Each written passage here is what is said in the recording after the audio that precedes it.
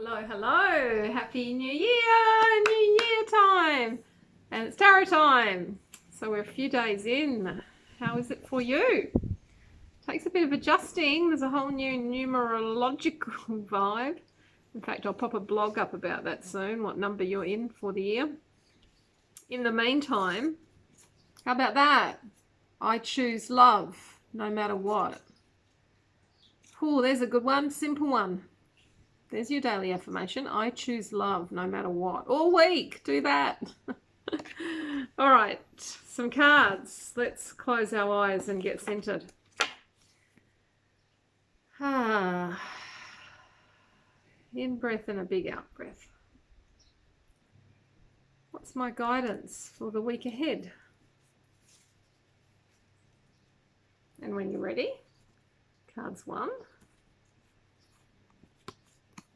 Cards 2 and cards 3. 1, 2, 3. Okay, which is yours? Number 1. Number 1 is the Knight of Pentacles. He's popped up a few times, hasn't he, over the last month or two? I think he's popped up a couple of times. So this is the Pentacle suit, which is about our body and about the earth. So it's very grounded. It's kind of a Virgo-y sort of energy. Very down to earth. This is an outdoors aspect of us. The knights and kings and queens are aspects of ourselves in tarot. So this is a part of ourself that's not galloping off like the other knights are. Hardworking, of service, loves the outdoors, humble, diligent, trustworthy. It's a really strong, grounded, simple energy. So this is simple, getting back to nature. So maybe you're, well, this guy, he's holding a pentacle there. Maybe you're doing some visioning now of what's coming up for you or what you're wanting to put your attention on.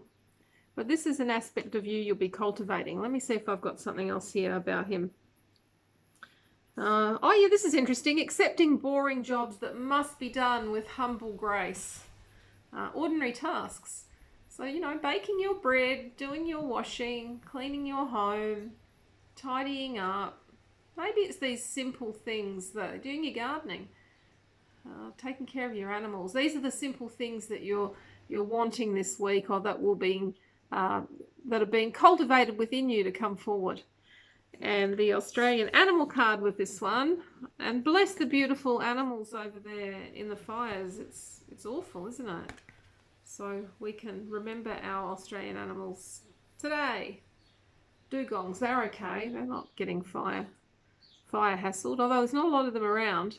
But this is not a story about dugongs.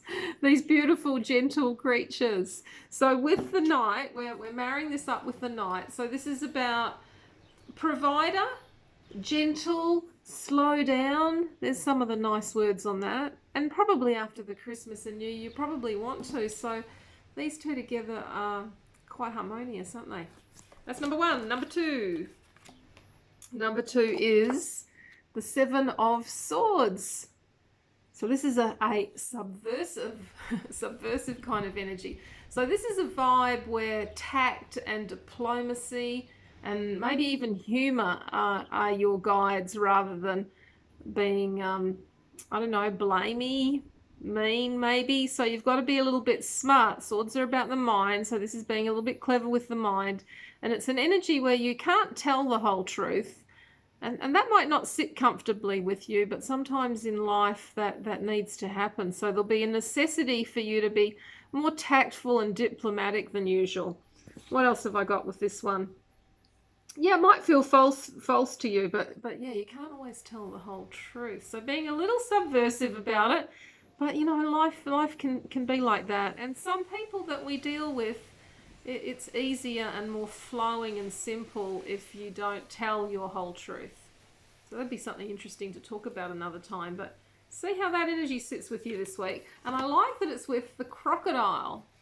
There's another guy that might not be. I wonder if the crocodiles are being hassled in the fires.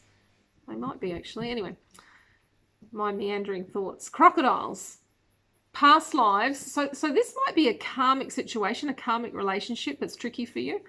Secrets, it might, well, isn't it clever how these cards marry up? You need to be a bit more secretive with this card. You can't always tell the whole truth. Secretive, what else? Watchfulness and progress. So there's growth with this energy as well. There you go. Consider that. And if you've got number 3, you have chosen the 5 of Swords.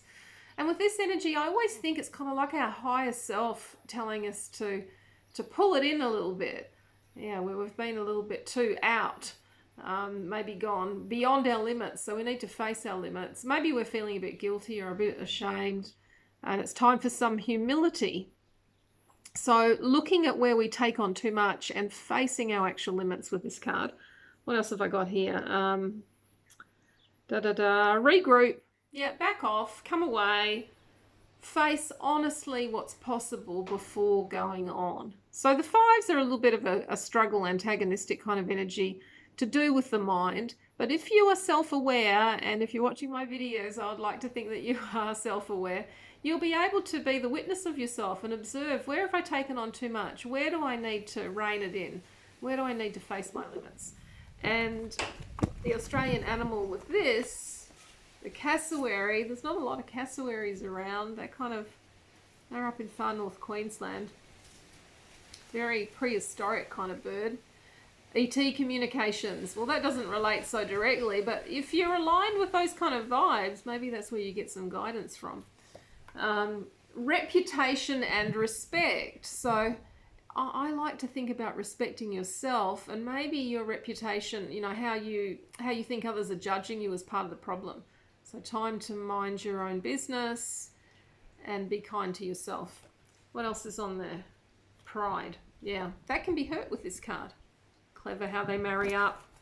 That's your reading for this week. Happy first week, or second week of the new year. Who knows what day it is anymore. I'll see you soon. Bye-bye.